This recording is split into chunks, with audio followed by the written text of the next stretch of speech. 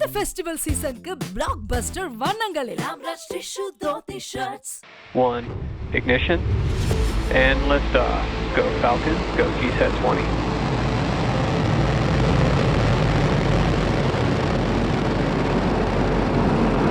Vehicles pitching downrange. Stage 1, check the pressure nominal. நீண்ட காலமாகவே விண்வெளி ஆராய்ச்சித் துறையில் அமெரிக்காவுடன் இந்தியாவும் இணைந்து பணியாற்றி வருகிறது.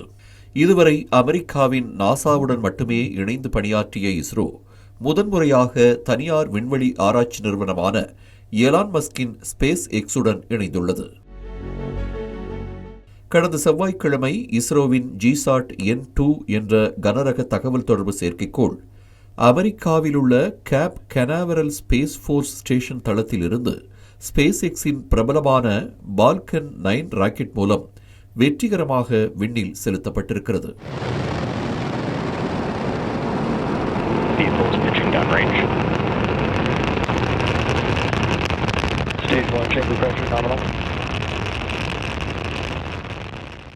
$4,700 கிலோகிராம் கொண்ட ஜிசாட் N2 தொலைத்தொடர்பு செயற்கைக்கோள் ஃபால்கன் 9 ராக்கெட் மூலம் 34 நிமிடத்தில் விண்ணில் நிறுத்தப்பட்டது.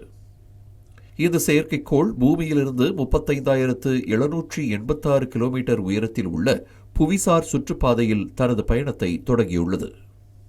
இதற்கிடையில் திட்டமிட்டபடி ஏவிய 8.5 நிமிடங்களுக்கு பிறகு மீண்டும் பூமிக்கு வந்து சேர்ந்தது ஃபால்கன் 9 ராக்கெட்.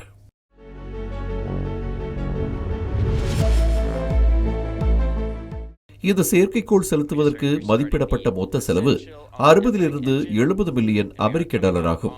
இந்தியாவின் அதிவேக பிராட்பேண்ட் இணைய தேவைகளை பூர்த்தி செய்வதே இந்த செயற்கைக்கோளின் நோக்கமாகும். மேலும் இந்த செயற்கைக்கோள் டிஜிட்டல் வீடியோ மற்றும் ஆடியோ டிரான்ஸ்மிஷனை வழங்கும். இஸ்ரோவின் வர்த்தக பிரிவு நிறுவனமான நியூ ஸ்பேஸ் இந்தியா லிமிடெட் நிறுவனத்தின் தலைவர் மற்றும் நிர்வாக இயக்குநர் ராதாகிருஷ்ணன் துரைராஜ் இந்தியாவின் ஜிசாட் N2 தகவல் தொடர்பு செயற்கைக்கோள் துல்லியமான சுற்றுப்பாதையில் நிலைநிறுத்தப்பட்டுள்ளதாக தெரிவித்துள்ளார். ஜிசாட் N2 என்பது இந்தியாவின் தொலைத்தொடர்பு கட்டமைப்பை மேம்படுத்த வடிவமைக்கப்பட்ட நவீன செயற்கைக்கோளாகும். இந்த செயற்கைக்கோள் 48 Gbps தரவு பரிமாற்றத்திறன் கொண்டதாகும். ஜிசாட் N2 செயற்கைக்கோள் 14 வருட ஆயுட்காலம் கொண்ட காபேண்ட் உயர் தகவல் தொடர்பு பேலோடை கொண்டுள்ளது. காபேண்ட் HTS தொடர்பு பேலோட் சுமார் 48 Gbps செயல்திறனை வழங்குகிறது. இதனால் இந்தியாவில் தொலைதூர பகுதிகளிலும் வேகமான இன்டர்நெட் இணைப்பை வழங்க முடியும். செயற்கைக்கோள் செயல்பாட்டிற்கு வந்ததும் அந்தமான் மற்றும் நிக்கோபார் மற்றும் லட்சத்தீவுகள் உட்பட இந்தியாவின் தொலைதூர பகுதிகளில் இணைய சேவைகள் தடையின்றி கிடைக்கும். இந்த செயற்கைக்கோள் நாட்டின் விமானம் மற்றும் கடல்சார் தொலைத்தொடர்பு இணைப்பு இணைய சேவைகளுக்கான தேவைகளையும் பூர்த்தி செய்யும். மேலும் ஸ்மார்ட் சிட்டி திட்டத்திற்கும் உதவும் என்று எதிர்பார்க்கப்படுகிறது. ஜிசாட் N2 செயற்கைக்கோளின் திறனில் 80% தனியாருக்கு விற்கப்பட்டுள்ள நிலையில் மீதமுள்ள 20% விமானம் மற்றும் கடல்சார் துறைகளுக்கு வழங்கப்படும் என்று தெரிவிக்கப்பட்டுள்ளது. 4,700 கிலோ எடையுள்ள ஜிசாட் 20 செயற்கைக்கோளை விண்ணில் செலுத்த அதிக உந்துத்திறன் கொண்ட ராக்கெட் தேவைப்பட்டது.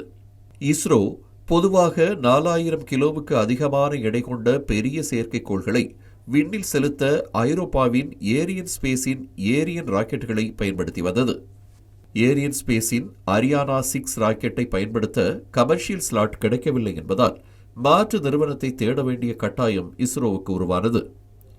ரஷ்யா உக்ரைன் போர் சூழலில் ரஷ்யாவுடன் இணைந்து பணியாற்றுவது சரியாக வராது என்பதால் இஸ்ரோ எலான் மஸ்கின் ஸ்பேஸ் எக்ஸ் நிறுவனத்தை தேர்ந்தெடுத்துள்ளது. உலகிலேயே மறுபயன்பாடு செய்யக்கூடிய ராக்கெட்டுகளை ஸ்பேஸ் எக்ஸ் உருவாக்கி வருகிறது. குறிப்பாக ஃபால்கன் 9 ராக்கெட் சுமார் 8.3 டன் வரையிலான எடை கொண்ட செயற்கைக்கோளை விண்வெளி சுற்றுப்பாதையில் செலுத்தும் திறன் கொண்டதாகும். ஒரு செயற்கைக்கோளை விண்ணுக்கு செலுத்த 500 கோடி ரூபாய் கட்டணம் வசூலிக்கிறது எலான் மஸ்கின் ஸ்பேஸ் எக்ஸ் நிறுவனம்.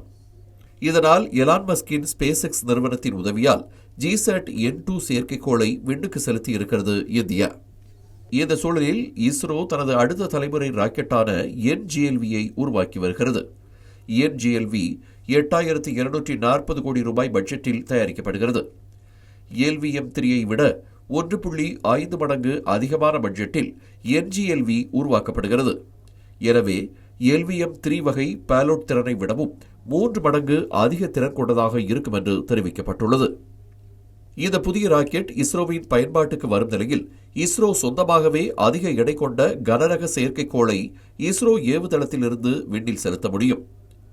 அப்போது ஏரியன் ஸ்பேஸ், ஸ்பேஸ்எக்ஸ் போன்ற நிறுவனங்களின் உதவியை நாட வேண்டிய அவசியம் இந்தியாவுக்கு இருக்காது என்கிறார்கள் இஸ்ரோ விஞ்ஞானிகள். இந்த ஃபெஸ்டிவல் சீசனுக்கு பிளாக் பஸ்டர் வண்ணங்களில் ராம்ராஜ் டிஷ்யூ தோத்தி ஷர்ட்ஸ்.